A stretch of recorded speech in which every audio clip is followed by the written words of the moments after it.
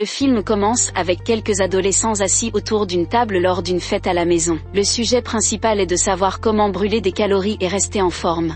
L'une d'entre elles sort son téléphone et montre une application, affirmant qu'elle est extrêmement efficace. Cela suscite la curiosité de tous, mais lorsqu'une fille essaie de la trouver, elle tombe sur une autre application portant un titre similaire, Countdown. En lisant la description de l'application, elle découvre qu'elle peut prédire l'heure exacte de la mort d'une personne à la seconde près. Intrigué, le groupe décide de transformer l'application en jeu de boisson, mais une fille, Courtney, est réticente. Cependant, lorsque tout le monde insiste, elle télécharge l'application avec hésitation et accepte les conditions générales. Par la suite, tous les membres du groupe obtiennent environ 20 à 70 ans, à l'exception de Courtney qui n'a plus que 3 heures à vivre. Mais aucun d'entre eux ne la prend au sérieux et lui font boire toutes les bières, conformément aux règles du jeu. C'est alors que son petit ami Evan arrive et l'aide à boire. Il est tellement ivre qu'il est à peine capable de conduire. Une fois la fête terminée, Courtney le laisse tomber et décide de rentrer chez elle à pied, seule. En chemin, elle reçoit un message énigmatique de l'application, lui indiquant qu'elle n'a pas respecté le contrat d'utilisation. Elle remarque alors une silhouette qui la suit de derrière, l'incitant à marcher plus vite. Soudain, l'application émet une notification indiquant qu'il ne lui reste plus que 2 minutes à vivre. Terrifiée, Courtney éteint son téléphone et entre en courant dans sa maison. Elle se dirige directement vers la salle de bain pour se calmer, mais les choses deviennent encore plus étranges. Elle entend un film de rideau, et lorsqu'elle se retourne, une force invisible s'empare d'elle et la projette vers le plafond. Le téléphone portable s'est miraculeusement allumé, et lorsque le compte à rebours atteint 0, Courtney est projetée sur le sol de la salle de bain, sans vie. Ailleurs, on constate que la voiture d'Evan a eu un terrible accident. Le siège dans lequel Courtney était censée se trouver est empalé par un tronc d'arbre. La scène se déroule ensuite dans un hôpital où une infirmière, Quinn, distribue de la nourriture aux patients. Lorsqu'elle apprend que l'un d'entre eux a disparu, elle cherche dans tout l'hôpital, jusqu'à ce qu'elle trouve le patient dans la zone du balcon. Il se trouve que ce n'est autre qu'Evan. Quinn s'assoit avec lui et tente de le détendre en vue de son opération du lendemain. Cependant, Evan est toujours traumatisé par ce qui s'est passé avec sa petite amie. Il explique à Quinn ce qu'est l'application Countdown, qui indique qu'il ne lui reste que 19 heures à vivre. Il lui parle aussi de sa petite amie, Courtney, et de sa mort. Evan pense qu'il mourra lui aussi dans le délai imparti, qui coïncide avec son opération. Cependant, Quinn, qui ne croit pas à tout cela, le convainc que tout ira bien. Sur le chemin du retour, elle croise une infirmière en chef, Amy, qui lui demande de l'accompagner. Le personnel de l'hôpital la surprend ensuite avec un gâteau, car il s'avère que Quinn est désormais une infirmière diplômée. Plus tard, elle reçoit une notification sur son téléphone qui se trouve être une publicité pour l'application Countdown. Sans réfléchir, elle télécharge l'application et accepte les conditions générales. Celle-ci mentionne qu'il ne lui reste que 2 jours à vivre, mais Quinn n'en tient pas compte, pensant qu'il s'agit d'une blague. Alors qu'elle entre dans l'ascenseur, un médecin expérimenté, le docteur Sullivan, tente de flirter avec elle. Cependant, Quinn le rejette brutalement avant de partir. Le même soir, Quinn a du mal à remplir ses documents d'infirmière et appelle son amie à l'aide. Cette dernière lui répond qu'elle a besoin d'un acte de naissance pour remplir le formulaire. La scène montre alors Quinn se rendant chez ses parents pour récupérer son acte de naissance. Après quelques recherches, elle le trouve dans la chambre de sa défunte mère. À ce moment-là, Quinn entend un bruit soudain provenant du placard et lorsqu'elle va inspecter, elle trouve sa petite sœur, Jordan, qui se cache avec son petit ami. Celui-ci s'en va immédiatement, tandis que Quinn reste incrédule face à ce qu'elle vient de voir. Jordan, elle, est furieuse que son moment romantique ait été gâché. Elle reproche à sa sœur d'être toujours absente, même après la mort de leur mère. Une fois partie, Quinn est accueillie par son père. Il lui demande si elle veut venir se recueillir sur la tombe de leur mère, ce qu'elle accepte. Le lendemain, Evan est préparé pour son opération, mais il est réticent car l'application lui indique qu'il ne lui reste que 3 minutes. Il abandonne donc l'opération et quitte la pièce, mais à ce moment-là, l'application envoie une notification indiquant qu'il n'a pas respecté l'accord de l'utilisateur. La seconde suivante, Evan voit une grande silhouette noire derrière lui dans le miroir, mais ne trouve personne en temps réel. La silhouette mortelle le suit ensuite jusqu'à un escalier sombre.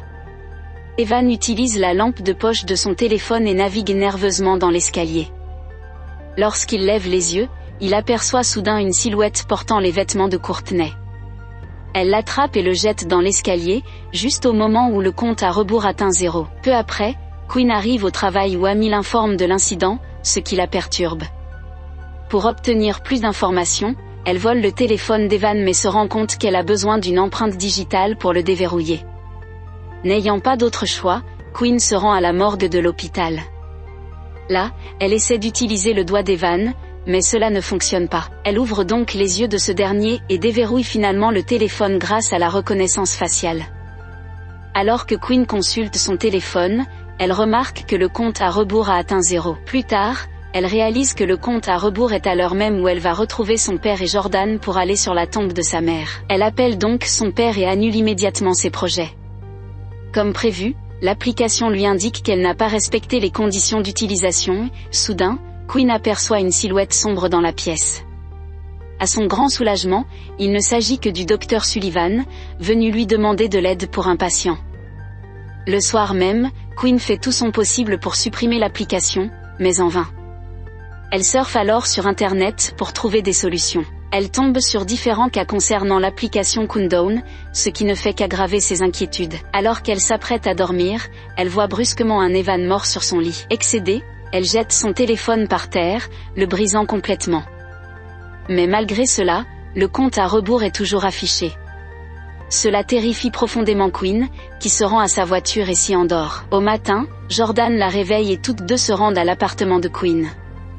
Jordan veut passer un peu de temps avec sa sœur, mais quand Quinn refuse en disant que ce n'est pas sûr, elle se fâche et part en claquant la porte. Plus tard, Quinn se rend dans un magasin d'électronique et achète un nouveau téléphone. Elle est soulagée de constater que l'application n'y figure pas. Cependant, alors qu'elle s'apprête à partir, elle reçoit une notification de l'application Countdown sur son nouveau téléphone. Quinn demande frénétiquement au commerçant de l'effacer, mais il n'y parvient pas. Frustrée, elle monte dans sa voiture tandis qu'un client du magasin, Matt, interroge le commerçant sur l'application dont parlait Quinn. Alors qu'elle conduit, Quinn aperçoit tout à coup une silhouette sombre, ce qui l'amène à percuter un autre véhicule. Le propriétaire de la voiture, furieux, s'apprête à la frapper, mais à ce moment-là, Matt sort et la sauve. Il révèle alors que lui aussi souffre à cause de l'application Countdown. Pour en discuter plus en détail, ils entrent tous les deux dans un bar et cherchent un moyen de lire les conditions générales de l'application. Ils apprennent qu'elle ne s'affiche que lorsque l'appli est fraîchement installée, alors Matt convainc un type ivre de télécharger l'application Countdown. Lorsqu'il arrive à la page des conditions générales, Quinn commence à les lire. On y lit que les joueurs doivent accepter leur destin quoi qu'il arrive. Malgré l'avertissement sinistre, l'homme ivre accepte, et à la surprise générale, il a un long compte à rebours de 39 ans. Pendant ce temps, pensant que des démons sont impliqués, Quinn et Matt se rendent à l'hôpital pour parler au prêtre. Mais ce dernier leur dit d'aller voir quelqu'un de beaucoup plus qualifié et leur donne une adresse. Alors qu'ils s'apprêtent à partir, Quinn est appelé par Amy pendant que Matt va aux toilettes. Là, il aperçoit un enfant pieds nus sous la cabine mais n'y prête pas attention. Ensuite, alors que Matt se lave les mains, il entend quelqu'un pleurer. Lorsqu'il va vérifier, il voit le même enfant traverser les stalles comme s'il n'y avait rien entre elles. Bientôt, la lumière s'éteint et une silhouette mystérieuse l'attaque par derrière. Matt lutte pour sa vie, mais la seconde suivante, les lumières se rallument et le démon n'est plus là. Pendant ce temps, Quinn se rend à une réunion avec les RH en compagnie du docteur Sullivan. Il s'avère que le docteur pervers a menti au DRH, affirmant qu'il est l'objet d'une agression continue de la part de Quinn. Cette dernière tente d'affirmer son innocence, mais le département des ressources humaines la suspend pour une durée indéterminée. Furieuse, Quinn sort en trompe de la pièce et rencontre Matt, toujours ébranlé par l'incident précédent. Peu après, ils arrivent dans une église et rencontrent l'homme que le prêtre leur a indiqué. Après les avoir écoutés, il se souvient d'une ancienne histoire, où un démon similaire avait terrorisé un village. Cependant, après que les habitants se soient unis et aient pris conscience de sa faiblesse, ils l'ont tué à jamais. Maintenant, le prêtre veut avoir une meilleure idée du fonctionnement de l'application, alors il demande à Quinn et Matt de trouver quelqu'un qui peut pirater l'application. Dans la scène suivante, les deux intéressés se rendent dans la même boutique de téléphonie mobile et demandent de l'aide au commerçant. Ce dernier pense qu'il s'agit d'une blague, mais lorsqu'il lui propose une somme d'argent décente, il accepte. Plus tard, le commerçant pirate l'application et découvre le code, qui est en latin. Il trouve également les comptes à rebours de tous les utilisateurs et modifie les paramètres, augmentant ainsi leur durée de vie. Étonnamment, le nom de Jordan y est également affiché, révélant qu'elle a, elle aussi, téléchargé cette appli. Après l'opération de piratage réussie, Quinn raccompagne Matt chez lui, car elle a trop peur de passer la nuit seule. Ils discutent brièvement de leur vie et s'endorment. À minuit, Quinn se réveille subitement après avoir entendu quelque chose à l'extérieur de la chambre. À sa grande horreur, c'est Matt qui est à l'extérieur, ce qui signifie que la personne dans le lit avec elle est le démon.